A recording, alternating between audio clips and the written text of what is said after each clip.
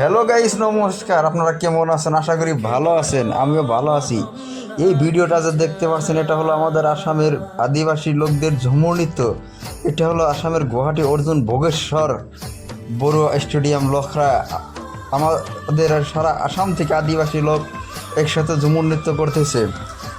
এই ঝুমুর নৃত্য দেখতে এসেছিলেন ভারতের প্রধানমন্ত্রী শ্রীযুত নরেন্দ্র মোদী ডাঙ্গরিয়া।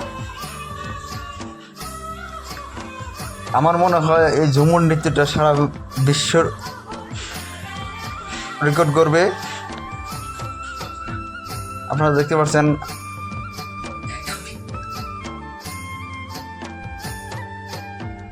আমি এতগুলা লোক একসাথে নৃত্য করতে আমি দেখি নাই। একবার সব আওয়াজটা শুনে নিন আপনারা।